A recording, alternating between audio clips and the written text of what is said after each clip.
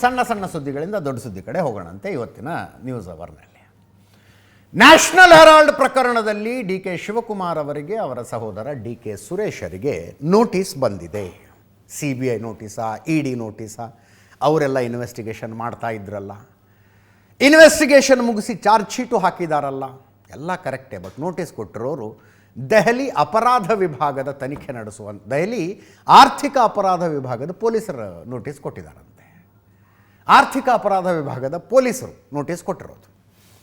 Young Indian ಕಂಪನಿಗೆ ನೀವು ದೇಣಿಗೆ ಕೊಟ್ಟಿದ್ರಿ, ಒಂದಲ್ಲ ಎರಡಲ್ಲ, 2,25,00,000 ರೂಪಾಯಿ ದೇಣಿಗೆ ಕೊಟ್ಟಿದ್ರಿ. ದೇಣಿಗೆ ಕೊಡೋದಕ್ಕೆ ನಿಮಗೆ ದುಡ್ಡು ಎಲ್ಲಿಂದ ಬಂದಿತ್ತು? ನೀವು ಕೊಟ್ಟ ದೇಣಿಗೆಯನ್ನು ಯಂಗ್ ಇಂಡಿಯಾ ಕಂಪನಿ ಹೇಗೆ ಬಳಸ್ಕೊಂಡಿದೆ ಅನ್ನೋದೇನಾದ್ರು ನಿಮಗೆ ಮಾಹಿತಿ ಇದೆಯಾ? ವಿವರಗಳನ್ನು ಕೊಡಿ. ಅದು ಡಿಸೆಂಬರ್ 19 ಒಳಗೆ ಹಾಜರಾಗಿ ವಿವರಗಳನ್ನು ಕೊಡಿ ಅನ್ನುವ ನೋಟಿಸ್ ಇದು. ನ್ಯಾಷನಲ್ ಹೆರಾಲ್ಡ್ಗೆ ಯಂಗ್ ಇಂಡಿಯಾಗೆ ಎಷ್ಟು ದುಡ್ಡು ಕೊಟ್ಟಿದ್ರಿ? ಆ ದುಡ್ಡು ಎಲ್ಲಿಂದ ಬಂತು? ಆ ದುಡ್ಡನ್ನು ಅವ್ರು ಎದಕ್ಕೆ ಬಳಸಿದ್ದಾರೆ? ಈ ಅಷ್ಟು ವಿವರಗಳನ್ನು ತಗೊಂಡು ಡಿಸೆಂಬರ್ 19 ಒಳಗೆ ದೆಹಲಿ ಆರ್ಥಿಕ ವಿಭಾಗದ ಪೊಲೀಸರ ಎದುರು ಹಾಜರಾಗಬೇಕು ಅಂತ ನೋಟಿಸನ್ನು ಕಾಪಿ ನೋಡ್ತಾ ಇದ್ದೇನೆ. ಚಾರ್ಜ್ ಶೀಟ್ ಆಗಿದೆ ಈ ಕೇಸು. ಚಾರ್ಜ್ ಶೀಟ್ನಲ್ಲಿ D K Suresh, D K Shivakumar ಇಬ್ಬರದು ಹೆಸರು ಬಂದಿದೆ. ಅಂತಿಮವಾಗಿ ಅದರ ಮೇಲೆ ವಿಚಾರಣೆ ನಡೆದು ತಪ್ಪು ಯಾರ್ದು ಸರಿ ಯಾರ್ದು ತೀರ್ಮಾನ ಆಗುತ್ತೆ ಅಂತ ನಾವು ಅಂದ್ಕೊಂಡಿದ್ವಿ. ಈ ಮಧ್ಯದಲ್ಲಿ ದಿಲ್ಲಿ ಪೊಲೀಸರು ಇದರದೊಂದು ಇನ್ವೆಸ್ಟಿಗೇಷನ್ ಶುರು ಮಾಡಿದ್ದಾರೆ ಅನ್ನೋದು ಇಂಟ್ರೆಸ್ಟಿಂಗ್. ಒಂದು, ಡಿ ಕೆ ಶಿವಕುಮಾರ್ ಅವರು, ಡಿ ಕೆ ಸುರೇಶ್ ಅವರು ಇದಕ್ಕೆ ದೇಣಿಗೆ ಕೊಟ್ಟಿದ್ದಾರೆ. ತೆಲಂಗಾಣ ಮುಖ್ಯಮಂತ್ರಿ ರೇವಂತ್ ರೆಡ್ಡಿ ಅವರ ಹೆಸರು ಉಲ್ಲೇಖ ಆಗಿದೆ. ಅವರು ಬೇರೆ ಯಾರೋ 3 ಜನರ ಹತ್ರ ಕೊಡಿಸಿದ್ರಂತೆ ಅವರು ದೇಣಿಗೆನ. 4 ಜನ ಬೇರೆ ಯಾರಿಗೋ ಹೇಳಿ ದೇಣಿಗೆ ಕೊಡಿಸಿದ್ರಂತವ್ರು. ಅಷ್ಟೇ, ಎಷ್ಟೋ ಒಬ್ಬೊಬ್ಬರ ಹತ್ರ 80 ಲಕ್ಷ ಅಂತ, 8 4 32, 3,20,00,000 ಆಯಿತು. 3,20,00,000 ರೂಪಾಯಿಗಳನ್ನು ರೇವಂತ್ ರೆಡ್ಡಿ ಅವರು ದೇಣಿಗೆ ಕೊಡಿಸಿದ್ರಂತೆ. ಅವರ ಹೆಸರು ಕೂಡ ಚಾರ್ಜ್ ಶೀಟ್ನಲ್ಲಿದೆ. ಅವರಿಗೆ ನೋಟಿಸ್ ಹೋಗಿದೆಯೋ ಇಲ್ಲೋ ಗೊತ್ತಿಲ್ಲ, ಇವರಿಗೆ ಮಾತ್ರ ನೋಟಿಸ್ ಬಂದಿದೆ.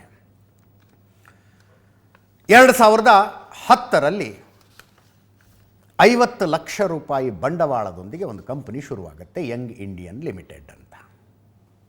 ಅದರಲ್ಲಿ ಸೋನಿಯಾ ಗಾಂಧಿ, ರಾಹುಲ್ ಗಾಂಧಿ ತಾಯಿ ಮಗಂದು 76% ಶೇರ್ ಇರುತ್ತೆ. ಮೋತಿಲಾಲ್ ವೋರಾ ಮತ್ತು ಆಸ್ಕರ್ ಫರ್ನಾಂಡಿಸ್ ಅವ್ರದ್ದು 24% ಶೇರ್ ಇರುತ್ತೆ. 76 + 24. 2011ರಲ್ಲಿ ಕಾಂಗ್ರೆಸ್ನಿಂದ AJL ಕಂಪನಿಗೆ ಬಡ್ಡಿ ಇಲ್ಲದೆ 90 ಕೋಟಿ ರೂಪಾಯಿ ಸಾಲ ಕೊಡ್ತಾರೆ. AJL, ಅಸೋಸಿಯೇಟೆಡ್ ಜರ್ನಲ್ ಲಿಮಿಟೆಡ್ ಅಂತ. ಅದು ಸ್ವಾತಂತ್ರ್ಯ ಹೋರಾಟಕ್ಕಾಗಿ ಒಂದು ಪತ್ರಿಕೆಯನ್ನು ಶುರು ಮಾಡಬೇಕು ಅಂತ 1930s ಹುಟ್ಟಿಕೊಂಡಿದ್ದಂಥ ಕಂಪನಿ, ಜವಾಹರ್ಲಾಲ್ ನೆಹರು ಅವರ ನೇತೃತ್ವದಲ್ಲಿ. 5,000 ಜನ ಬಂಡವಾಳ ಹಾಕಿರ್ತಾರೆ ಅದರಲ್ಲಿ. ಅದು ಅರ್ಥಾತ್ 5,000 ಜನ ಷೇರುದಾರರು. ಅವರು ನ್ಯಾಷನಲ್ ಹೆರಾಲ್ಡ್ ಅಂತ ಒಂದು ಪೇಪರ್ ಶುರು ಮಾಡ್ತಾರೆ. ಪೇಪರ್ ನಡ್ಕೊಂಡು ಬರ್ತಾ ಇರುತ್ತೆ. ಪೇಪರ್ ಸರ್ಕ್ಯುಲೇಷನ್ ಇರೋದಿಲ್ಲ. ಬರ್ತಾ ಬರ್ತಾ ಬರ್ತಾ ಬರ್ತಾ ಲಾಸಿಗೆ ಬೀಳುತ್ತದು. ಸಾಲ ಮಾಡ್ಕೊಳ್ಳುತ್ತೆ ಕಂಪನಿ AJL. ಸಾಲ ಮಾಡ್ಕೊಳ್ಳುತ್ತೆ. ಬಟ್ ಅಷ್ಟೊತ್ತಿಗಾಗಲೇ ಬೇರೆ ಬೇರೆ ಸರ್ಕಾರಗಳು ಆ AJLಗೆ ಪೇಪರ್ ನಡೆಸೋದಕ್ಕೆ ಅಂತ ಪ್ರೈಮ್ ಪ್ರಾಪರ್ಟಿಗಳನ್ನು ಬರೆದು ಕೊಟ್ಟುಬಿಟ್ಟಿರ್ತವೆ ಸರ್ಕಾರಗಳು. ಕಂಪನಿ ನಷ್ಟದಲ್ಲಿದೆ, 90 ಕೋಟಿ ಸಾಲ ಮಾಡ್ಕೊಂಡಿದೆ. ಬಟ್ ಆ ಕಂಪ್ನಿಗೆ 5,000 ಕೋಟಿಯ ಪ್ರಾಪರ್ಟಿ ಇರುತ್ತೆ. 5,000 ಕೋಟಿಯ ಪ್ರಾಪರ್ಟಿ. ಅದನ್ನು ಸಾಲದಿಂದ ಹೊರಗೆ ತರಬೇಕು ಅನ್ನೋ ಉದ್ದೇಶ. ಕಾಂಗ್ರೆಸ್ ಪಕ್ಷ AJLಗೆ 90 ಕೋಟಿ ಸಾಲ ಕೊಡುತ್ತೆ. ಅದೇ ಟೈಮಿಗೆ ಯಂಗ್ ಇಂಡಿಯನ್ ಅನ್ನುವಂಥ ಇನ್ನೊಂದು ಕಂಪನಿ ಹುಟ್ಕೊಂಡಿರುತ್ತೆ. ಸೋನಿಯಾ ಗಾಂಧಿ, ರಾಹುಲ್ ಗಾಂಧಿ, ಮೋತಿಲಾಲ್ ವೋರಾ ಮತ್ತು ಆಸ್ಕರ್ ಫರ್ನಾಂಡಿಸ್ ಷೇರುದಾರರಾಗಿರ್ತಾರೆ ಅದರಲ್ಲಿ. ಆ 90 ಕೋಟಿ ಏನು ಬಡ್ಡಿ ಇಲ್ಲದೆ ಇರೋ ಸಾಲ ಕೊಟ್ಟಿರ್ತಾರಲ್ಲ, ಆ ಸಾಲವನ್ನು ವಸೂಲು ಮಾಡುವ ಹಕ್ಕು, ಅಧಿಕಾರವನ್ನು ಈ ಯಂಗ್ ಇಂಡಿಯಾ ಕಂಪನಿ ಕಾಂಗ್ರೆಸ್ ಪಕ್ಷ ಬಿಟ್ಟುಕೊಡುತ್ತೆ. ಕಾಂಗ್ರೆಸ್ ಪಕ್ಷ ಬಿಟ್ಟುಕೊಡುತ್ತನ್ನ. ಅದಕ್ಕೆ 50 ಲಕ್ಷ ರೂಪಾಯಿ ಯಂಗ್ ಇಂಡಿಯಾ ಕಾಂಗ್ರೆಸ್ಸಿಗೆ ಕೊಟ್ಟಿರುತ್ತೆ.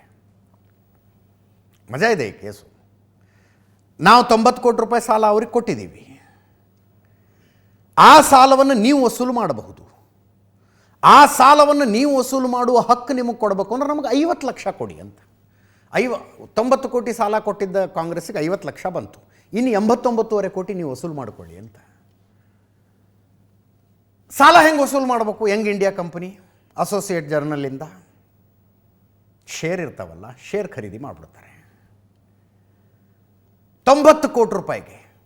ಅದರ ಆಸ್ತಿ ಕೆಲವರು ಅಂತಾರೆ 2,000 ಕೋಟಿ ಆಸ್ತಿ ಅಂತ, ಇನ್ನು ಕೆಲವರು ಹೇಳ್ತಾರೆ ನಿಮಗೆ ಗೊತ್ತಿಲ್ಲ ಅದು ಎಂತೆಂಥ ಪ್ರೈಮ್ ಪ್ರಾಪರ್ಟಿಗಳಿದ್ದಾವೆ 5,000 ಕೋಟಿ ಆಸ್ತಿ ಅಂತಾರೆ.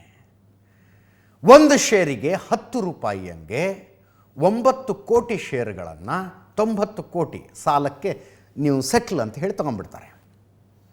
ಯಾವುದು? ಯಂಗ್ ಇಂಡಿಯಾ ಕಂಪನಿ, ಅರ್ಥಾತ್ ಸೋನಿಯಾ ಗಾಂಧಿ ರಾಹುಲ್ ಗಾಂಧಿಯವರ ಮಾಲೀಕತ್ವದ ಕಂಪನಿ. ಅದು ಕಾಂಟ್ರವರ್ಸಿ ಆಗಿತ್ತು. 2011ರಲ್ಲಿ AJLನ ಮಾಲೀಕತ್ವ ಪೂರ್ತಿಯಾಗಿ ಯಂಗ್ ಇಂಡಿಯನ್ಗೆ ವರ್ಗಾವಣೆ ಆಯಿತು. ಅಂದರೆ ಕಾಂಗ್ರೆಸ್ ಪಕ್ಷ 90 ಕೋಟಿ ಕೊಟ್ಟು 5,000 ಆಯ್ತು, 2,000 ಕೋಟಿ ಅಂತಲೇ ಹಿಡ್ಕೊಳ್ಳೋಣ, 2,000 ಕೋಟಿ ಆಸ್ತಿಯನ್ನು ಸೋನಿಯಾ ಗಾಂಧಿ, ರಾಹುಲ್ ಗಾಂಧಿ, ಮೋತಿಲಾಲ್ ವೋರಾ ಮತ್ತು ಆಸ್ಕರ್ ಫರ್ನಾಂಡಿಸರ ನೇತೃತ್ವಕ್ಕೆ ವರ್ಗಾವಣೆ ಮಾಡಿಸಿದ ಹಂಗಾಯಿತು. ಇದು ಕೇಸು. ಆಮೇಲೆ ಕಂಪ್ಲೇಂಟ್ ಆಗುತ್ತೆ, ತನಿಖೆಯಾಗತ್ತೆ. ತನಿಖೆ ಎಲ್ಲೆಲ್ಲಿಗೆ ಬಂದಿದೆ ಅನ್ನೋದು ನಿಮಗೆ ಗೊತ್ತಿದೆ.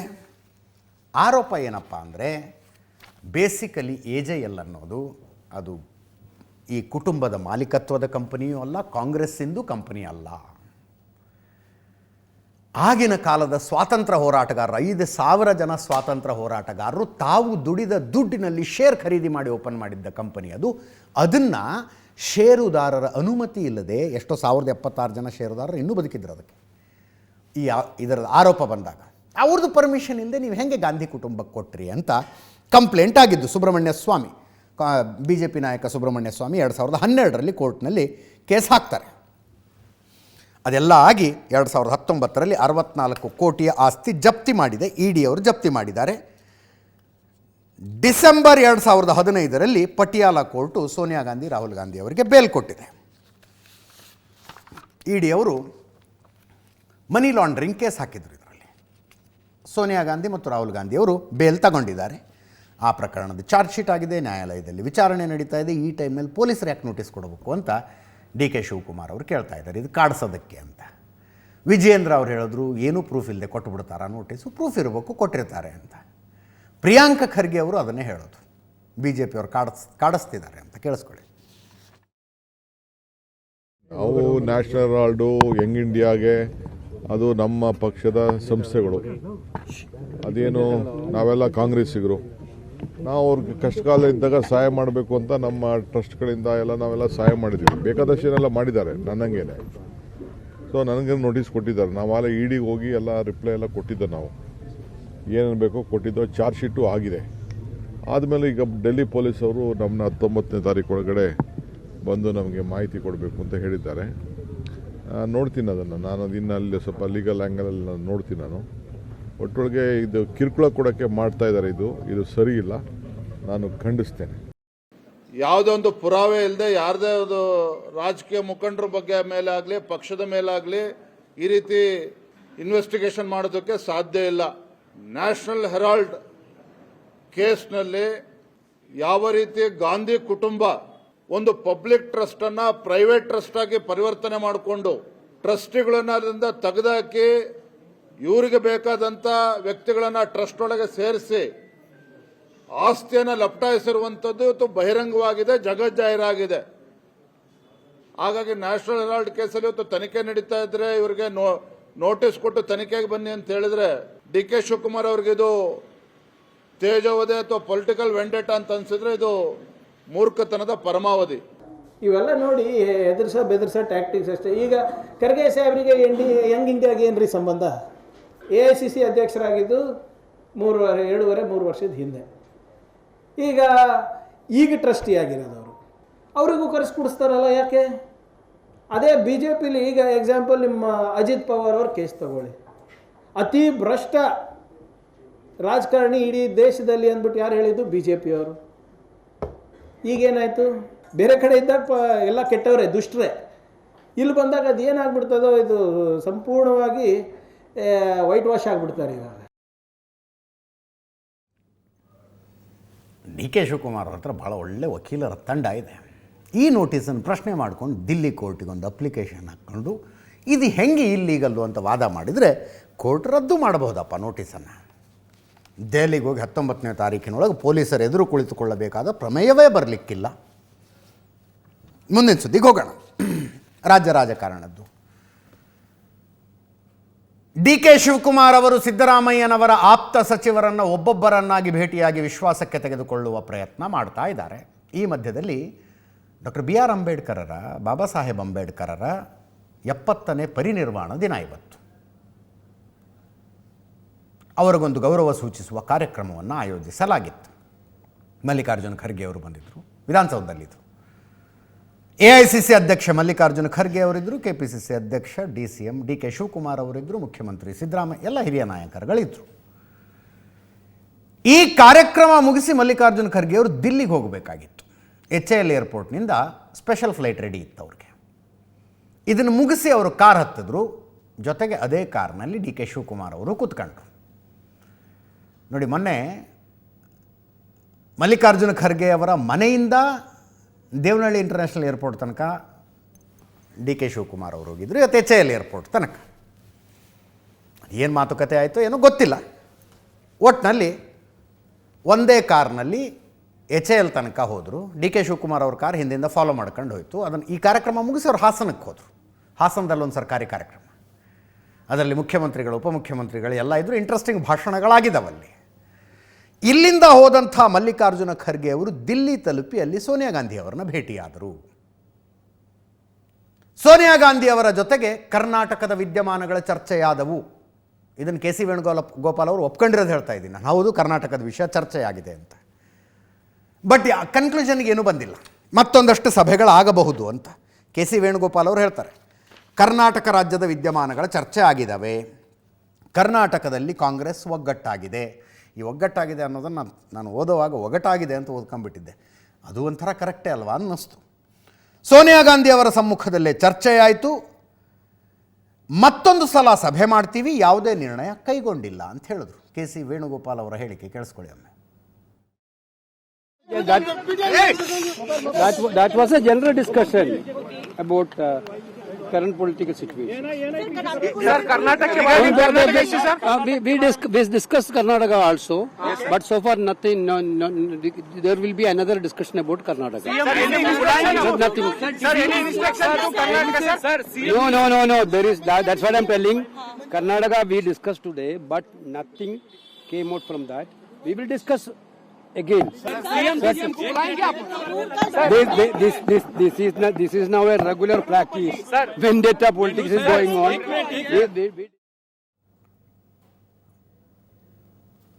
ಮಲ್ಲಿಕಾರ್ಜುನ ಖರ್ಗೆ ಅವರನ್ನು HAL ಏರ್ಪೋರ್ಟಿಗೆ ಡ್ರಾಪ್ ಮಾಡಿ ಡಿ ಕೆ ಶಿವಕುಮಾರ್ ಅವರು ಹಾಸನಕ್ಕೆ ಹೋದರು ಅಂತ ಹೇಳಿದ್ನಲ್ಲ. ಹಾಸನದಲ್ಲಿ ವಿವಿಧ ಸರ್ಕಾರದ ಸೇವೆಗಳ ಸಮರ್ಪಣಾ ಸಮಾವೇಶ ಇತ್ತಲ್ಲಿ. ಮುಖ್ಯಮಂತ್ರಿಗಳು, ಉಪಮುಖ್ಯಮಂತ್ರಿಗಳು, ಅನೇಕ ಜನ ಹಿರಿಯ ಸಚಿವರುಗಳು ಎಲ್ಲರೂ ಇದ್ದರು. ಎಲ್ಲರೂ ಒಗ್ಗಟ್ಟಾಗಿದ್ದೀವಿ ಅಂತ ತೋರಿಸೋ ಥರ ಇತ್ತು ಸಮಾವೇಶ. ಸತೀಶ್ ಜಾರಕಿಹೊಳಿ ಅವರ ಕೈ ಹಿಡಿದು ಡಿ ಕೆ ಶಿವಕುಮಾರ್ ಅವರು ದೀಪ ಹಚ್ಚಿದ್ದೇನು.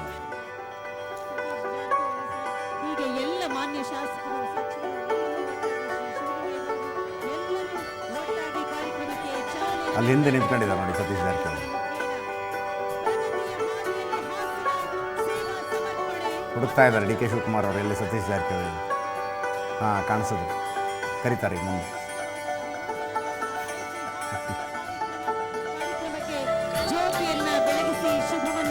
ಇದನ್ನೇ ವಿಶ್ವಾಸಕ್ಕೆ ತಗೊಳ್ಳೋದು ಅಂತ ಹೇಳೋದು. ಜಮೀರ್ ಅಹಮದ್ ಖಾನ್ ಅವರಿಗೆ ಕ್ಯಾಂಡಲ್ ಕೊಟ್ಟರು ದೀಪ ಹಚ್ಚಕ್ಕೆ.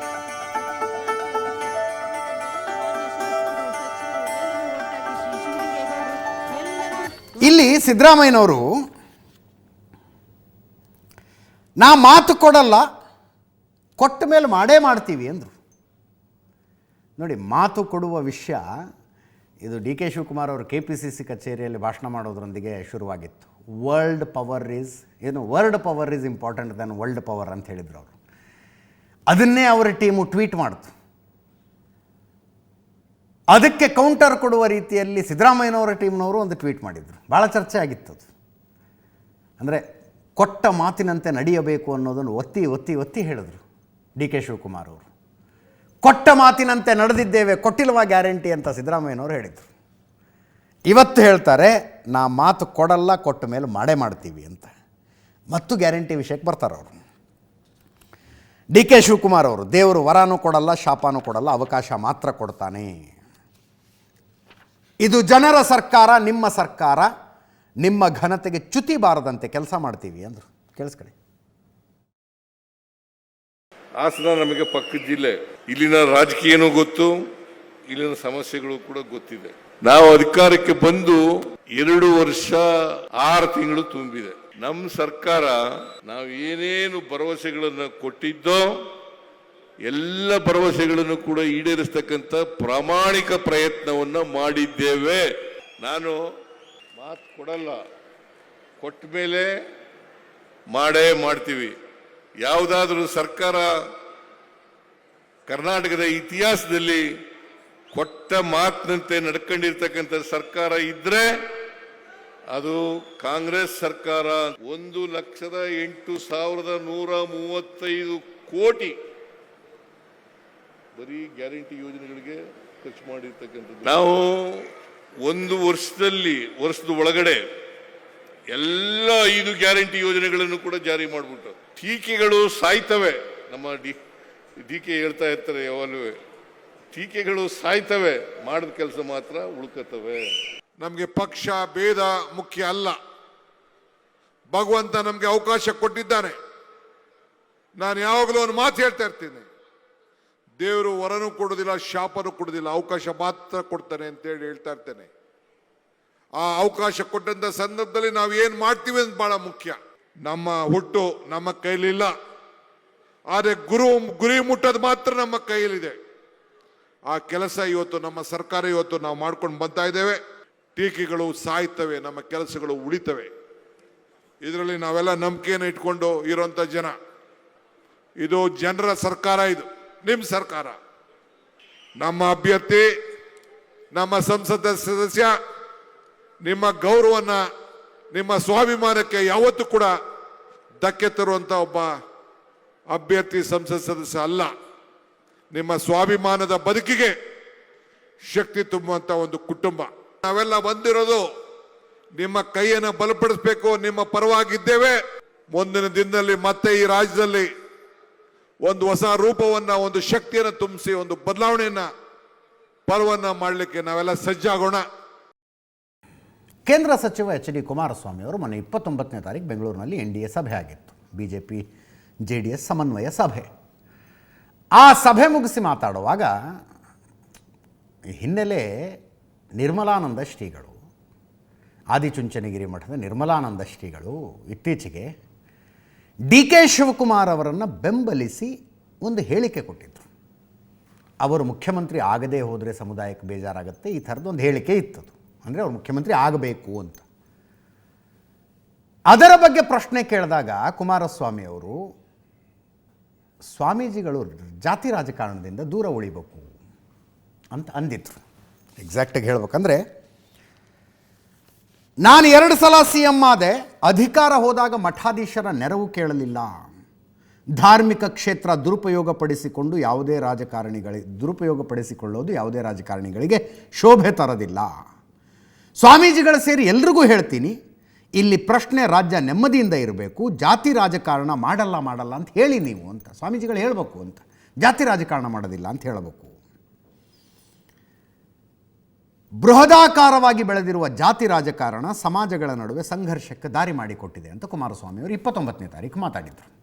ಇವತ್ತು ಒಂದೇ ವೇದಿಕೆಯ ಮೇಲೆ ನಿರ್ಮಲಾನಂದ ಶ್ರೀಗಳು, ಕುಮಾರಸ್ವಾಮಿ ಅವರು ಮಂಡ್ಯ ಕೃಷಿ ಮೇಳದಲ್ಲಿ, ಅಲ್ಲಿ ಆದಿಚುಂಚನಗಿರಿ ಮಠದ ಜೊತೆಗೆ ತಮ್ಮ ಕುಟುಂಬದ ಸಂಬಂಧವನ್ನು ಹೇಳಿಕೊಳ್ತಾ ನನ್ನಿಂದ ನಿರ್ಮಲಾನಂದ ಶ್ರೀಗಳಿಗೆ ಅಪಚಾರ ಆಗಿದ್ದರೆ ಕ್ಷಮೆ ಕೇಳ್ತೇನೆ ಅಂದರು. ಮೊನ್ನೆ 29ನೇ ತಾರೀಕು ಮಾತಾಡಿದ್ದು NDA ಸಭೆಯ ನಂತರ. ಇವತ್ತು ಮಂಡ್ಯ ಕೃಷಿ ಮೇಳದಲ್ಲಿ ಮಾತಾಡಿದ್ದು. 2 ಕೇಳಿಸ್ಕೊಳ್ಳಿ. 2 ಬಾರಿ ಮುಖ್ಯಮಂತ್ರಿ ಇದ್ದೆ. 2 ಬಾರಿ ಮುಖ್ಯಮಂತ್ರಿ ಇದ್ದಾಗಲೂ ನನ್ನ ಅಧಿಕಾರ ಹೋದಾಗ ನಾನು ಯಾವುದೇ ಮಠಾಧೀಶರ ನೆರವು ಕೇಳಲಿಲ್ಲ.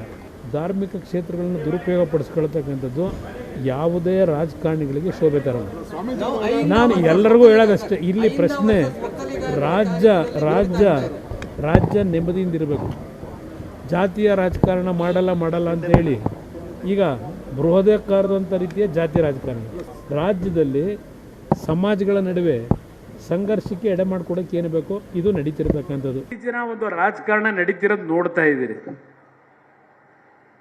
ಪ್ರಥಮ ಬಾರಿಗೆ ನಮ್ಮ ಪರಮ ಪೂಜ್ಯರು ಹೇಳಿದಾಗ ಇನ್ನೊಂದು ಮಠದವರು ಕಾಮೆಂಟ್ಸ್ ಮಾಡಿದ್ರು. ನಾನು ನಮ್ಮ ಸ್ವಾಮೀಜಿಯವರು ಬಹುಶಃ ದೇಶದ ಇತಿಹಾಸದಲ್ಲಿ ಅವರಷ್ಟು ಶಿಕ್ಷಣದಲ್ಲಿ ವಿದ್ಯಾವಂತರು ಮತ್ತೊಬ್ಬ ಸ್ವಾಮೀಜಿಗಳಿಲ್ಲ. ಅವರದೇ ಆದಂಥ ಒಂದು ವಿಷನ್ಗಳನ್ನು ಇಟ್ಕೊಂಡಿದ್ದಾರೆ, ಕಲ್ಪನೆಗಳನ್ನು. ನಾನು ಅವರಿಗೆ ಅಗೌರವ ಆಗಬಾರದು ಅಂತಕ್ಕಂಥ ದೃಷ್ಟಿಯಿಂದ ನಾವು ಅವ್ರನ್ನ ಬಳಕೆ ಮಾಡ್ಕೋಬಾರ್ದು ಅನ್ನೋ ಒಂದು ದೃಷ್ಟಿಗೋಸ್ಕರ ಹೇಳಿದ್ದ ಹೊರತು ಇನ್ನು ದೊಡ್ಡ ಸ್ವಾಮೀಜಿಯವ್ರಿಗೂ ನಮಗೂ ಸಂಬಂಧ ಪಾಪ ಗೊತ್ತಿಲ್ಲ ಕೆಲವರಿಗೆ. ದಯವಿಟ್ಟು ನಮ್ಮ ಸಮಾಜದ ಮಕ್ಕಳ ರಕ್ಷಣೆಗೆ, ನಮ್ಮ ಸಮಾಜದ ಉಳಿವಿಗೆ ನೀವು ಲೀಡ್ ತಗೊಂಡು ಈ ಸಮಾಜ ಉಳಿಸಬೇಕು ಅಂತೇಳಿ ಪರಮ ಪೂಜ್ಯ ಸ್ವಾಮೀಜಿಯವರಿಗೆ ಮನವಿ ಮಾಡಿದ್ದಕ್ಕೆ ಪರಮ ಪೂಜ್ಯ ಸ್ವಾಮೀಜಿಯವರು ಹೃದಯದಲ್ಲಿರ್ಬೋದು ದೇವೇಗೌಡರು ಒಂದು ಬಾರಿ ಮುಖ್ಯಮಂತ್ರಿ ಆಗಬೇಕು ಅಂತೇಳಿ. ಅದನ್ನು ನಾನು ಇಲ್ಲ ಅಂತ ಹೇಳಲ್ಲ, ಅಷ್ಟು ಗೌರವ ಅವ್ರ ಬಗ್ಗೆ ಪ್ರೀತಿ ಇತ್ತು. ಪರಮ ಪೂಜ್ಯರಿಗೆ ಏನಾದರೂ ನನ್ನಿಂದ ಅಪಚಾರ ಆಗಿದೆ ಅಂತ ಇದ್ರೆ ಈಗಲೂ ಸಾರ್ವಜನಿಕವಾಗಿ ನಾನು ಸಮಯ ಕೋರ್ಬಿಡ್ತೀನಿ ನಮ್ಮ ಸ್ವಾಮೀಜಿಯವ್ರನ್ನ. ಮುಂದಿನ ಸುದ್ದಿಗೆ ಹೋಗೋಣ. KN ರಾಜಣ್ಣ, ಮಾಜಿ ಸಚಿವ KN ರಾಜಣ್ಣ ಅವರು ಮತ್ತೊಮ್ಮೆ ಮಾತಾಡಿದ್ದಾರೆ.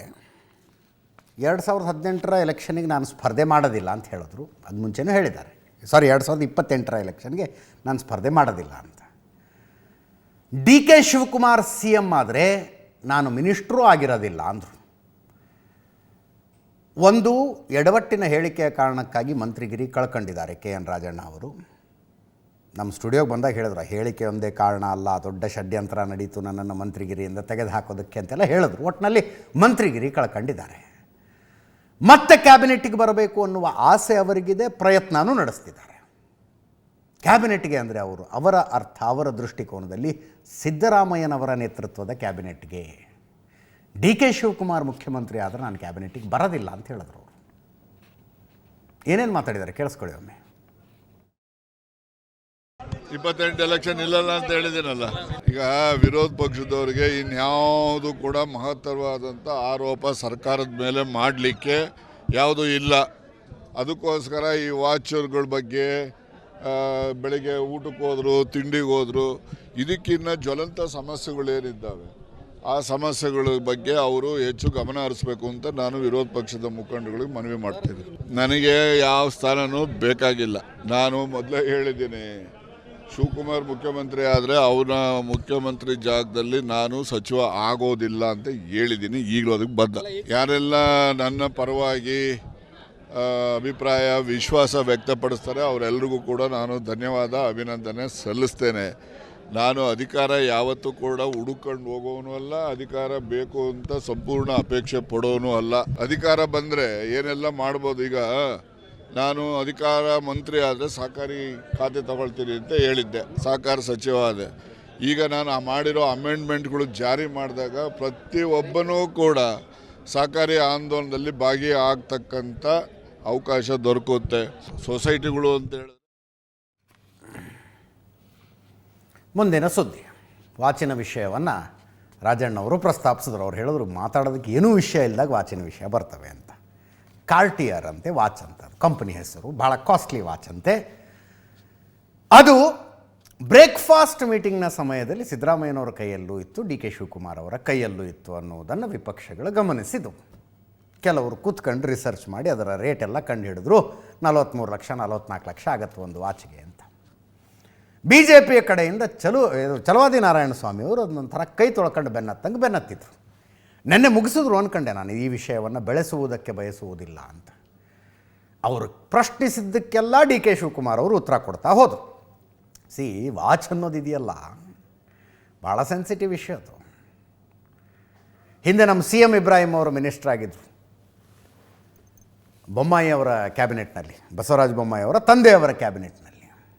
ಅವರು ದುಬೈ ಪ್ರವಾಸ, ನೆನ್ನೆ ಒಬ್ಬರು ಸ್ನೇಹಿತರು ಹೇಳ್ತಾ ಇದ್ರು ನಂಗೆ, ದುಬೈ ಪ್ರವಾಸಕ್ಕೆ ಹೋಗಿ ವಾಪಸ್ ಬಂದ್ರಂತೆ. ಮುಂಬೈ ಏರ್ಪೋರ್ಟಿಗೆ ಲ್ಯಾಂಡ್ ಆಗಿದ್ದಾರೆ ಅವರು. ರೋಲೆಕ್ಸ್ ವಾಚ್ ಇತ್ತಂತೆ ಕೈಯಲ್ಲಿ. ಕಸ್ಟಮ್ಸ್ನಲ್ಲಿ ಹೊರಗಡೆಯಿಂದ ಏನಾದ್ರು ತಗೊಂಡು ಬಂದಾಗ ಡಿಕ್ಲೇರ್ ಮಾಡಬೇಕು. ಇವರು ಡಿಕ್ಲೇರ್ ಮಾಡಿಲ್ಲ. ಕಸ್ಟಮ್ಸ್ನವ್ರು ಕೇಳಿದಾಗ ಇದು ಗಿಫ್ಟ್ ಬಂದಿದ್ದು ಅಂದ್ರಂತೆ. ಆವಾಗಿನ ಕಾನೂನು ಗಿಫ್ಟ್ ಬಂದಿದ್ದಕ್ಕೆ ಟ್ಯಾಕ್ಸ್ ಕಟ್ಟಬೇಕಾಗಿರಲಿಲ್ಲ. ಇಟ್ ಈಸ್ ಎ ಗಿಫ್ಟ್, ಉಡುಗೊರೆ ಬಂತು ಅಂತ.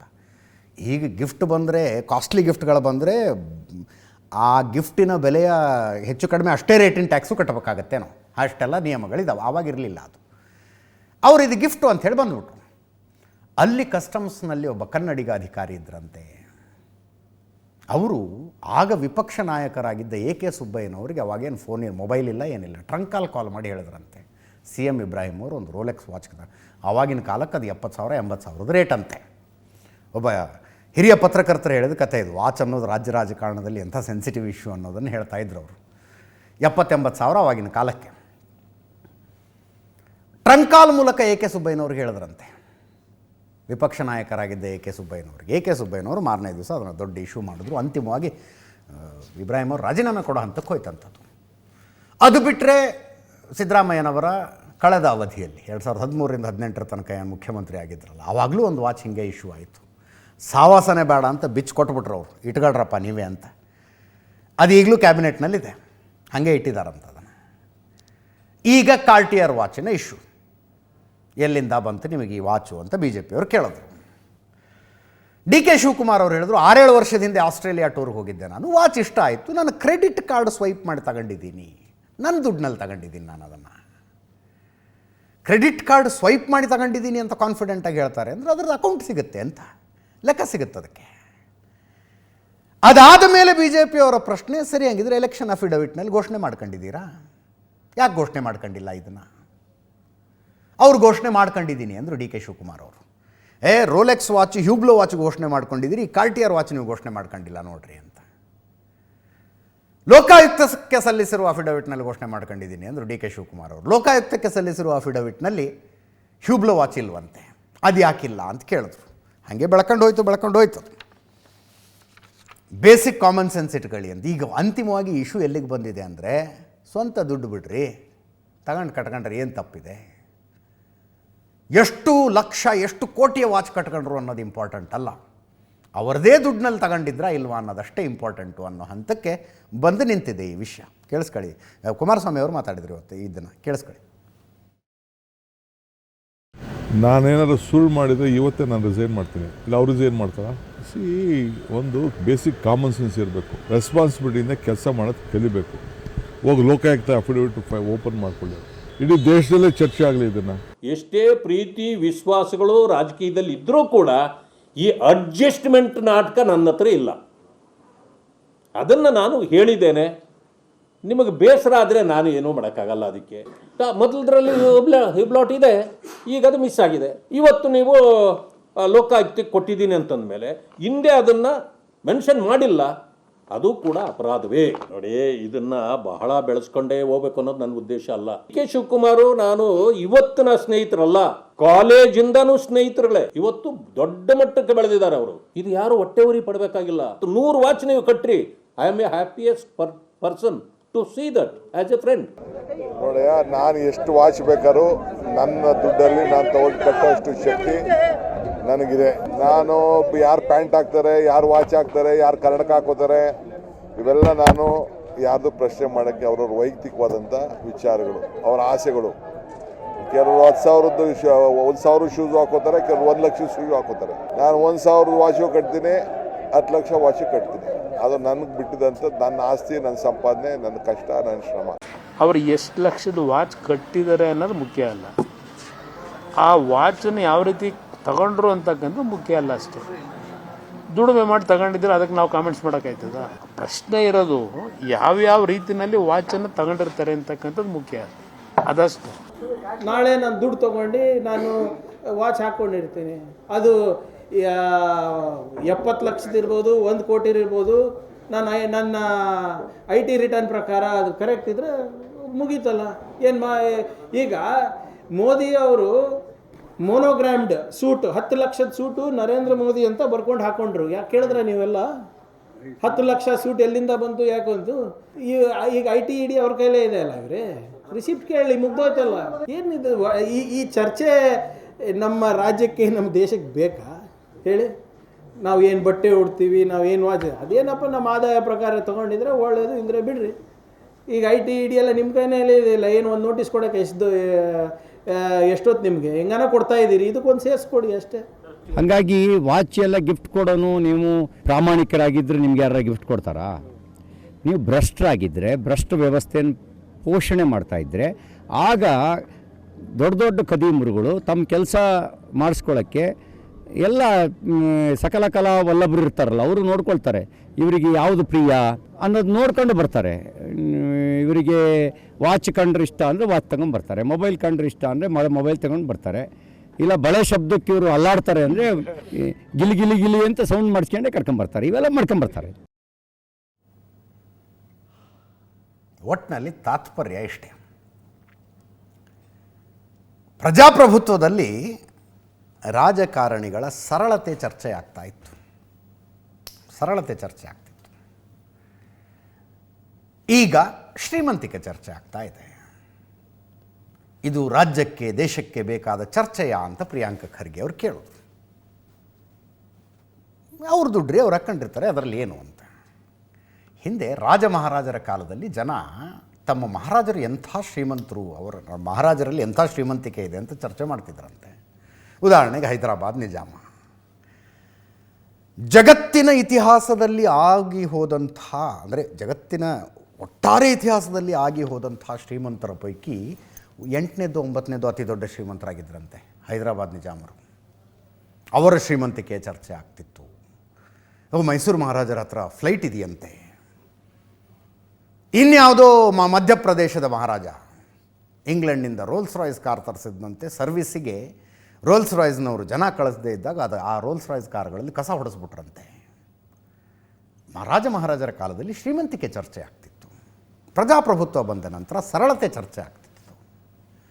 ಒಬ್ಬ ಎಂ ಪಿ ರೀ ಬಸ್ಸಲ್ಲಿ ಓಡಾಡ್ತಾರವರು. ಒಬ್ಬ ಎಂ ಪಿ ಮನೇಲಿ ಫೋನ್ ಇಲ್ಲ, STD ಬೂತಿಗೆ ಬಂದು ಫೋನ್ ಮಾಡ್ತಾರೆ. IG ಸನದಿ ಅಂತ ಎಂ ಪಿ ಇದ್ದಾರೆ ನಮ್ಮಲ್ಲಿ. ಅವರ ಸರಳತೆ ಹಂಗೆ ಚರ್ಚೆ ಆಗ್ತಿತ್ತು. ಸಾಯಂಕಾಲ ತರಕಾರಿ ತಗೊಳಕ್ಕೆ ಬರ್ತಾರೆ ಅವರು. ಮಾರ್ಕೆಟ್ನಲ್ಲಿ ಹಣ್ಣು ಹಂಪಲು ತಗೋತಾ ಇರ್ತಾರೆ ಸಾಯಂಕಾಲ. ಯಾರ್ದಾರು ಏನಾದ್ರು ಕೆಲಸ ಇದ್ದರೆ STD ಬೂತ್ಗೆ ಹೋಗಿ ದಿಲ್ಲಿಗೆ ಫೋನ್ ಮಾಡ್ತಾರೆ, ಟ್ರಂಕ್ ಕಾಲ್ ಮಾಡ್ತಾರೆ ಅಂತ ಚರ್ಚೆ ಆಗ್ತಿತ್ತು.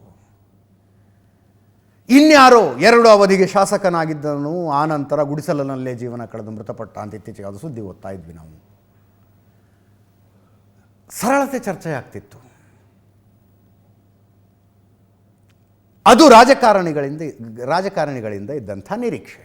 ಈಗ ರಾಜಕಾರಣಿಗಳ ಶ್ರೀಮಂತಿಕೆ ಚರ್ಚೆಯಾಗುವ ಕಾಲ.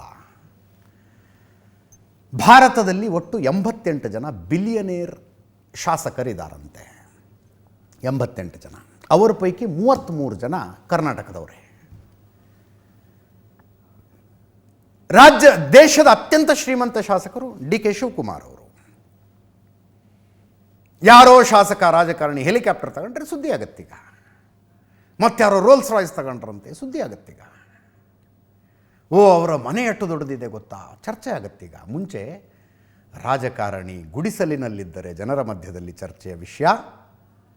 ಈಗ ಹೆಲಿಕಾಪ್ಟರ್ ತಗೊಂಡ್ರೆ, ರೋಲ್ಸ್ ರಾಯ್ಸ್ ತಗೊಂಡ್ರೆ, ಬಂಗ್ಲೆ ಕಟ್ಟಿಸ್ಕೊಂಡ್ರೆ, 40-50 ಲಕ್ಷದ ವಾಚ್ ಕಟ್ಕೊಂಡ್ರೆ ಚರ್ಚೆಯ ವಿಷಯ. ಅಕ್ಸೆಪ್ಟೆನ್ಸ್ ಲೆವೆಲ್ ಹಂಗೆ ಬಂದಿದೆ ಅಂತ. ಪ್ರಿಯಾಂಕ ಖರ್ಗೆ ಅವರು ತಮ್ಮೊಬ್ಬರ ಭಾವನೆ ಹೇಳಲಿಲ್ಲ, ಕುಮಾರಸ್ವಾಮಿ ಅವರು ತಮ್ಮೊಬ್ಬರ ಭಾವನೆ ಹೇಳಲಿಲ್ಲ. ಎಷ್ಟರದಾರು ವಾಚ್ ಕಟ್ಕೊಳ್ಳಿರಿ, ಆ ದುಡ್ಡು ಹೆಂಗೆ ಬಂದಿದೆ ಅನ್ನೋದು ಅಷ್ಟೇ ಇಂಪಾರ್ಟೆಂಟು ಅನ್ನೋ ತಮ್ಮೊಬ್ಬರ ಭಾವನೆ ಅಲ್ಲ, ಸಮಾಜದ ಭಾವನೆ ಅನ್ನೋದು ಅಲ್ಲಿಗೆ ಬಂದಿದೆ. ಮುಂದಿನ ಸುದ್ದಿಗೆ ಹೋಗೋಣ. ವ್ಲಾಡಿಮಿರ್ ಪುಟಿನ್ ರಷ್ಯಾದ ಅಧ್ಯಕ್ಷರು ದಿಲ್ಲಿಗೆ ಬಂದಿಳಿದಾಗ ಮನೆಗೆ ಕರೆದುಕೊಂಡು ಹೋದಂಥ ಪ್ರಧಾನಿ ನರೇಂದ್ರ ಮೋದಿ ಅವರು ಅವರ ಕೈಗೊಂದು ಭಗವದ್ಗೀತೆ ಕೊಟ್ಟರು. ರಷ್ಯನ್ ಭಾಷೆಗೆ ತರ್ಜುಮೆಗೊಂಡಿದ್ದ ಭಗವದ್ಗೀತೆ. ಅದನ್ನು ಅವರು ಟ್ವೀಟ್ ಮಾಡಿದ್ರು. ಅದಾದ ನಂತರ ಕೇಂದ್ರ ಸಚಿವ ಕುಮಾರಸ್ವಾಮಿ ಅವರು ಮತ್ತೊಬ್ಬ ಕೇಂದ್ರ ಸಚಿವ ಧರ್ಮೇಂದ್ರ ಪ್ರಧಾನರಿಗೆ ಪತ್ರ ಬರೆದು ಮನವಿ ಮಾಡಿದ್ರು, ಟೆಕ್ಸ್ಟ್ ಬುಕ್ನಲ್ಲಿ ಭಗವದ್ಗೀತೆಯ ಅಧ್ಯಾಯಗಳನ್ನು ಅಳವಡಿಕೆ ಮಾಡಿ ಅಂತ. ಆ ಪತ್ರ ಬಿಡುಗಡೆ ಆಯಿತು, ಹೊರಗಡೆ ಬಂತದ್ದು, ಮಾಧ್ಯಮಗಳಿಗೆ ಸಿಕ್ತು. ಅದರ ಬಗ್ಗೆ ಮುಖ್ಯಮಂತ್ರಿ ಸಿದ್ದರಾಮಯ್ಯನವ್ರನ್ನ ಕೇಳಿದರೆ ಮನುವಾದಿ ಆಗಿಬಿಟ್ಟಿದ್ದಾರೆ ಅವರು ಅಂದರು. ಮನುವಾದಿ ಆಗಿಬಿಟ್ಟಿದ್ದಾರೆ. ಕುಮಾರಸ್ವಾಮಿ ಅವರು ಹೇಳಿದ್ರು, ಏನು ತಪ್ಪಿದೆ ಭಗವದ್ಗೀತೆ ಅಳವಡಿಕೆ ಮಾಡಿ ಅಂತ ಹೇಳಿದರೆ? ನಾವು ಚಿಕ್ಕಂದಿನಲ್ಲಿ ನೋಡ್ತಾ ಇದ್ದ ಸಮಾಜ ಈಗ ಉಳ್ಕೊಂಡಿದೆಯಾ? ಇವತ್ತಿನ ಮಕ್ಕಳು ಯಾವ ರೀತಿ ಬೆಳೀತಾ ಇದ್ದಾರೆ? ತಂದೆ ತಾಯಿ ಅಣ್ಣ ತಮ್ಮನನ್ನು ಕೊಲೆ ಮಾಡೋದು. ಇಂಥ ಪರಿಸ್ಥಿತಿಯಿಂದ ಹೊರಗೆ ಬರೋದಕ್ಕೆ ಭಗವದ್ಗೀತೆ ಅಂಥ ಪಠ್ಯ ಓದಬೇಕು ಅಂತ ಕುಮಾರಸ್ವಾಮಿ ಅವರು ಕೇಳಿಸ್ಕೊಳ್ಳಿ. ಈಗ ಕುಮಾರಸ್ವಾಮಿ ಅವರು ಕೂಡ ಬಿಜೆಪಿ ಜೊತೆ ಸೇರ್ಕೊಂಡು ಚುನಾವಣೆ ಮಾಡಿದ ಮೇಲೆ ಈಗ ಅವರು ಮನುವಾದಿಗಳಾಗ್ಬಿಟ್ಟಿದ್ದಾರೆ. ಭಗವದ್ಗೀತೆನ ಪಠ್ಯ ಪುಸ್ತಕಕ್ಕೆ ಮಕ್ಕಳ ಒಂದು ಬದುಕೇನಿದೆ, ಇವತ್ತಿನ ಸಮಾಜ ಯಾವ ರೀತಿ ಬೆಳೆಸ್ತಾ ಇದ್ದಾರೆ, ಜನ್ಮ ಕೊಟ್ಟಂತ ತಂದೆ ತಾಯಿಂದರನ್ನೇ ಕೊಲೆ ಮಾಡೋದು, ಜೊತೆಲಿ ಹುಟ್ಟಿದಂತ ಅಣ್ಣ ತಮ್ಮದರನ್ನೇ ಕೊಲೆ ಮಾಡೋದು, ಕೆಲವು ಬದುಕಿನ ಒಂದು ನಿಯಮಾವಳಿಗಳನ್ನು ಕಲಿಸಬೇಕಾದಂಥದ್ದು ಸರ್ಕಾರಗಳ ಕರ್ತವ್ಯ. ನಾನು ಚಿಕ್ಕ ಮಗುವಿಂದ ನೋಡಿದ್ದೀನಿ ಅವತ್ತಿನ ಸಮಾಜ ಹೇಗಿತ್ತು, ಇವತ್ತು ಎಲ್ಲಿಗೆ ಬಂದಿದ್ವಿ. ಇದನ್ನು ಸರಿಪಡಿಸ್ತಕ್ಕಂಥ ದೃಷ್ಟಿಯಿಂದ ಇದೆಲ್ಲವನ್ನು ಕಲಿಸಬೇಕು ಅಂತಕ್ಕಂಥದ್ದು ನಾನು ಹೇಳಿದ್ದೇನೆ ಹೊರತು ಅವ್ರ ತಲೆಯಲ್ಲಿರೋದು ಸಮಾಜಗಳ ನಡುವೆ ಘರ್ಷಣೆ. ಯಾವ ಭಗವದ್ಗೀತೆಯ ಸಾರಾಂಶ ಇದೆ ಆ ಸಾರಾಂಶ ಇವತ್ತು ಈ ರಾಜ್ಯದಲ್ಲಿ ಜನತೆಗೆ ಮನವಿ ಮಾಡ್ತೀನಿ. ಕಾನೂನು ಬಾಹಿರ ಚಟುವಟಿಕೆಗಳಿಗೆ ಯಾವ ರೀತಿ ಪ್ರೋತ್ಸಾಹ ಕೊಟ್ಟಿದ್ದಾರೆ, ಅವತ್ತಿನ ಭಗವದ್ಗೀತೆ ಈಗಿನ ಈ ಸರ್ಕಾರದ ವಿರುದ್ಧ ಅವಶ್ಯಕತೆ ಇದೆ ಅನ್ನೋದು ನನ್ನ ಅಭಿಪ್ರಾಯ.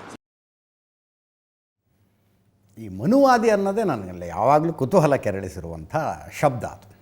ಮನುವಾದ ಅಂದರೆ ಏನು, ಮನುವಾದಿ ಅಂದರೆ ಯಾರು ಅಂತ. ಮನುಸ್ಮೃತಿಯನ್ನು ಯಾರು ಒಪ್ಪಿ ಅನುಸರಿಸ್ತಾರೋ ಅವರು ಮನುವಾದಿ ಅನ್ನೋದೊಂದು ಜನರಲ್ ಎಕ್ಸ್ಪ್ಲನೇಷನ್ನು. ಭಗವದ್ಗೀತೆಗೂ ಮನುವಾದಕ್ಕೂ ಏನು ಸಂಬಂಧ ಇದೆ, ಭಗವದ್ಗೀತೆಗೂ ಮನುಸ್ಮೃತಿಗೂ ಏನು ಸಂಬಂಧ ಇದೆ? I have never understood that. ನಮ್ಮ ದೇಶದಲ್ಲಿ ಒಂದು ದುರಂತ ಏನಾಯಿತು ಅಂದರೆ, ಆಧ್ಯಾತ್ಮ ಒಂದು ಕಡೆ ಇತ್ತು, ಧರ್ಮ ಧಾರ್ಮಿಕ ಆಚರಣೆಗಳು ಒಂದು ಕಡೆ ಇದ್ದವು, ಸೈನ್ಸ್ ಇನ್ನೊಂದು ಕಡೆ ಇತ್ತು. ಸೈನ್ಸ್ನಲ್ಲಿ ಎರಡು ರೀತಿ. ಹೊರಪ್ರಪಂಚವನ್ನು ತಿಳಿದುಕೊಳ್ಳುವುದು ಒಂದು ವಿಜ್ಞಾನ, ಒಳಗಿನ ಸ್ವಭಾವವನ್ನು ತಿಳಿದುಕೊಳ್ಳೋದು ಅದು ಒಂದು ವಿಜ್ಞಾನವೇ. That is inner science. ಹೊರಪ್ರಪಂಚದ ಆ ವಿಜ್ಞಾನದ ಬಗ್ಗೆಯೂ ಅನೇಕ ಗ್ರಂಥಗಳು ನಮ್ಮಲ್ಲಿದ್ವು. ದುರಂತ ಅಂದರೆ ಸಂಸ್ಕೃತ ಅಂದ ತಕ್ಷಣ ಅದು ಧರ್ಮದ್ದು ಧರ್ಮದ್ದು ಧರ್ಮದ್ದು ಅಂತ.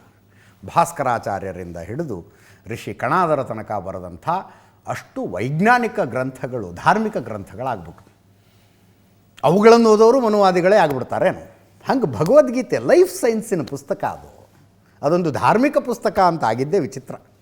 ಲೈಫ್ ಸೈನ್ಸ್ ಪುಸ್ತಕ ಅದು. ಇತ್ತೀಚೆಗೆ ಹಾವೇರಿಯಲ್ಲಿ ಇಬ್ಬರ ಮಧ್ಯದ ಸಂಭಾಷಣೆ, ನಾನು ಅಲ್ಲೇ ಇದ್ದ ಕಾರಣಕ್ಕಾಗಿ. ಒಬ್ಬ ಹಿರಿಯರು ಇನ್ನೊಬ್ಬ ಯುವಕನನ್ನು ಕೇಳ್ತಾ ಇದ್ರು, ಭಗವದ್ಗೀತೆ ಓದಿದೆಯಾ? ಇಲ್ಲ ಸರ್ ಓದಿಲ್ಲ ಅಂದರು. ಹುಡುಗ ಹೇಳಿದ್ದು ಓದಿಲ್ಲ ಅಂತ. ಓದ್ಬೇಕಪ್ಪ ನಿಮ್ಮಂಥವ್ರು ಅದನ್ನು ಅಂತ ಹೇಳಿದ್ರು.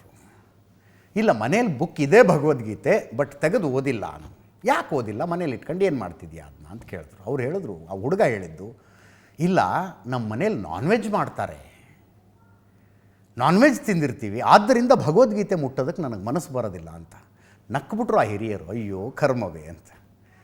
ಮನೇಲಿ ನಾನ್ ವೆಜ್ ಮಾಡೋದಕ್ಕೂ ನಾನ್ ವೆಜ್ ತಿನ್ನೋದಕ್ಕೂ ಭಗವದ್ಗೀತೆ ಓದೋದಕ್ಕೂ ಏನಯ್ಯ ಸಂಬಂಧ? ಆ ಸಂಬಂಧ ಕಲ್ಪಿತಗೊಂಡಿದ್ದು ಯಾಕೆ ಅಂದರೆ ಅದನ್ನೊಂದು ಕಟ್ಟರ್ ಧಾರ್ಮಿಕ ಪುಸ್ತಕ ಅನ್ನುವ ರೀತಿಯಲ್ಲಿ ಇಟ್ಟಿದ್ದಕ್ಕೆ. It's a book of life science. ಅದು ಒಂದು ಜಾತಿಗೆ ಒಂದು ಧರ್ಮಕ್ಕೂ ಸೀಮಿತವಾದಂಥದ್ದಲ್ಲ, ಒಂದು ಮತಕ್ಕೆ ಸೀಮಿತವಾದಂಥದ್ದು ಅಲ್ಲ ಅದು.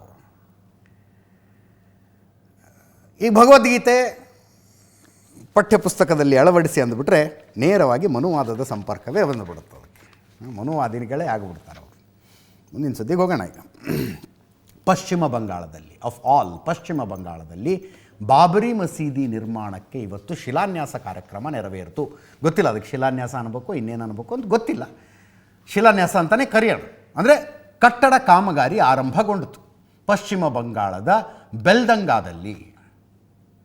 ಮುರ್ಷಿದಾಬಾದ್ ಜಿಲ್ಲೆಯಲ್ಲಿ ಬರುತ್ತೆ ಬೆಲ್ದಂಗ. ಒಂದು 50,000 ಜನ ಇದ್ದರು.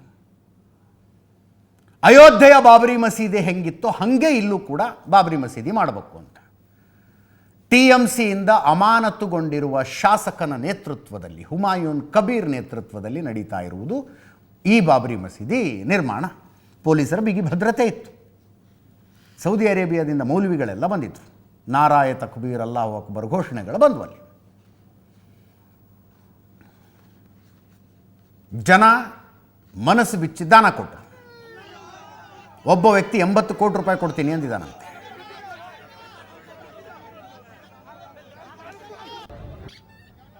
ಸರ್ಕಾರದಿಂದ 1 ರೂಪಾಯಿ ಇಲ್ಲ, ಜನರ ದೇಣಿಗೆಯಲ್ಲಿ ಕಟ್ತಾ ಇದ್ದೀವಿ ಅಂತ.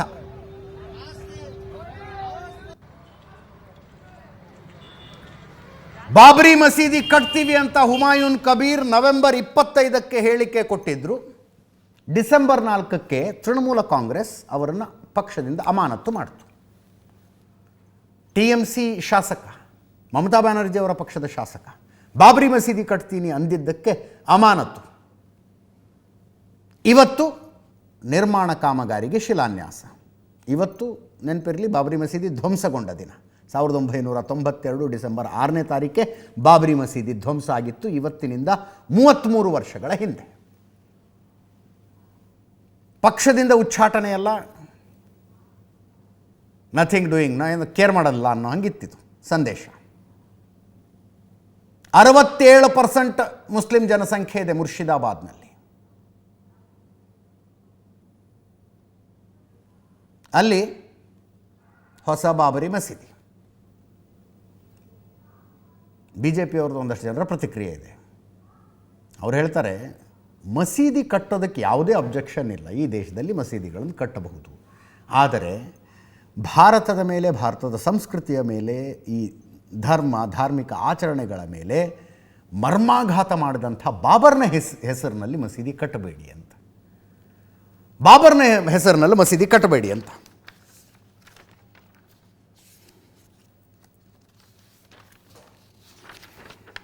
ನಿತ್ಯಾನಂದ ರೈ ಕೇಂದ್ರ ಸಚಿವರು ಮಾತಾಡಿದ್ದಾರೆ, ಕೇಳಿಸ್ಕೊಳ್ಳಿ. हुमायूं कबीर के द्वारा जो यह हरकत है यह ठीक नहीं है. यहाँ इस देश में मस्जिदों का विरोध नहीं है, लेकिन एक आक्रांता जिसने भारत पर आक्रमण किया और यहाँ भारत में हिंदू देवी देवताओं के मूर्ति को खंडित किया, यहाँ तक कि सारे वैसे हमारे भगवान और देवी देवताओं के पवित्र मंदिर को भी तोड़ा. वैसे आक्रांता मुगल बादशाह बाबर के नाम पर अगर कोई मस्जिद बनाता है तो उसके नीयत में खोट है और यह काम ठीक नहीं है. मस्जिद ठीक है, बाबर के नाम पर मस्जिद ठीक नहीं. हुमायूं ನೆಕ್ಸ್ಟ್ ಇಯರ್ ಇಲೆಕ್ಷನ್ನಲ್ಲಿ ಪಂಚರಾಜ್ಯ ಚುನಾವಣೆಗಳೇನು ಮುಂದಿನ ವರ್ಷ ಬರ್ತಲ್ಲ, ಪಶ್ಚಿಮ ಬಂಗಾಳದ್ದು ಇದೆ. ಹುಮಾಯೂನ್ ಕಬೀರ್ ಬಾಬರಿ ಮಸೀದಿ ಕಟ್ಟಿಸ್ತೀನಿ ಅಂದ ತಕ್ಷಣ ತೃಣಮೂಲ ಕಾಂಗ್ರೆಸ್ ಅಂದರೆ ಅವರದ್ದೇ ಪಕ್ಷ ಅವರ ಸ್ಟೇಟ್ಮೆಂಟ್ನಿಂದ ಅಂತರ ಕಾಯ್ದುಕೊಳ್ಳೋದೇನು, ಪಕ್ಷದಿಂದ ಉಚ್ಚಾಟನೆ ಮಾಡಿಬಿಟ್ರು. ಹಿಂದೂಗಳಿಗಾಗಿ ಮಹಾದೇವ ಮಂದಿರ ಕಟ್ಟಿಸಿಕೊಡ್ತೀನಿ ಅಂತ ಮಮತಾ ಬ್ಯಾನರ್ಜಿ ಸ್ಟೇಟ್ಮೆಂಟ್ ಕೊಟ್ಟರು. ಎಲೆಕ್ಷನ್ ಟೈಮ್ನಲ್ಲಿ ಅಧ್ವಾನ ಮಾಡ್ಕೊಳ್ಳೋದು ಬೇಡ ಅನ್ನುವ ಎಚ್ಚರಿಕೆ ಇದೆ. ಇದರ ಮಧ್ಯದಲ್ಲಿ ತೃಣಮೂಲ ಕಾಂಗ್ರೆಸ್ನ ನಾಯಕಿಯೊಬ್ಬರು ಹೇಳ್ತಾರೆ, ಸಯೋನಿ ಘೋಷ್, TMC ಸಂಸದೆ, BJP ಅವ್ರ ಸಪೋರ್ಟ್ ಇದೆ ಇದಕ್ಕೆ ಅಂತ. ಎಲೆಕ್ಷನ್ ಇಯರ್ನಲ್ಲಿ ಒಂದು ಧರ್ಮದ ದಂಗಲ್ ನಡೀಲಿ ಪಶ್ಚಿಮ ಬಂಗಾಳದಲ್ಲಿ ಅಂತ BJP ಅವರೇ ಹುಮಾಯೂನ್ ಕಬೀರ್ ಹಿಂದೆ ನಿಂತು ಇದನ್ನೆಲ್ಲ ಮಾಡಿಸ್ತಿದ್ದಾರೆ ಅಂತ TMC ಸಂಸದೆಯೊಬ್ಬರ ಹೇಳಿಕೆ ಇದೆ. ಒಟ್ಟಿನಲ್ಲಿ ಇದಕ್ಕೂ ಮುಂದಿನ ವರ್ಷ ಪಶ್ಚಿಮ ಬಂಗಾಳದಲ್ಲಿ ನಡೆಯಲಿರುವ ವಿಧಾನಸಭಾ ಚುನಾವಣೆಗೂ ಸಂಬಂಧ ಇಲ್ಲ ಅಂತ ಯಾರು ಹೇಳಿದ್ರೆ ನಂಬದವರು ಮೂರ್ಖರಷ್ಟೆ. ಆ್ಯಕ್ಚುಲಿ ಸುಪ್ರೀಂ ಕೋರ್ಟು ಧ್ವಂಸಗೊಂಡ ಬಾಬರಿ ಮಸೀದಿಯ ಜಾಗದಲ್ಲಿ ರಾಮ ಮಂದಿರ ನಿರ್ಮಾಣ ಆಗಬೇಕು, ಭಾವೈಕ್ಯತೆಯ ದೃಷ್ಟಿಯಿಂದ ಅಯೋಧ್ಯೆಯ ಮುಸ್ಲಿಮರಿಗೆ ಎಲ್ಲಿಯಾದರೂ ಒಂದು 5 ಎಕರೆ ಜಮೀನನ್ನು ಮಸೀದಿ ಕಟ್ಟಿಸೋದಕ್ಕೆ ಬಿಟ್ಟುಕೊಡಬೇಕು ಅಂದಾಗ ಅಲ್ಲೊಂದು 5 ಎಕರೆ ಜಮೀನು ಬಿಡಲಾಗಿದೆ, ಅಲ್ಲಿದೆ ಅಂದು ಮಸೀದಿ ಕಟ್ಟೋದಕ್ಕೆ. ಬಟ್ ಕಟ್ಟುವ ಆಸಕ್ತಿನ ಯಾರೂ ಅಯೋಧ್ಯೆಯಲ್ಲಿ ತೋರಿಸ್ತಾ ಇಲ್ಲ. ಅಯೋಧ್ಯೆ ಔಟ್ಸ್ಕರ್ಟ್ಸ್ನಲ್ಲಿ ಕೊಟ್ಟಿದ್ದಾರೆ ಒಂದು 5 ಎಕರೆ ಜಾಗ. ಅರ್ಧಂಬರ್ಧಾಗಿ ಕಾಮಗಾರಿ ನಿಂತಿದೆ. ನೋಡೋಣ ಇದೆಲ್ಲೆಲ್ಲಿಗೆ ಹೋಗುತ್ತೋ ನೋಡೋಣ. ಇದರೊಂದಿಗೆ ಇವತ್ತಿನ ನ್ಯೂಸ್ ಅವರ್ ಮುಗಿಸ್ತಾ ಇದ್ದೀನಿ. ನೇರ ದಿಟ್ಟ ನಿರಂತರ ಸುದ್ದಿಗಾಗಿ ನೋಡ್ತಾ ಇರಿ ಏಷ್ಯಾನೆಟ್ ಸುವರ್ಣ ನ್ಯೂಸ್.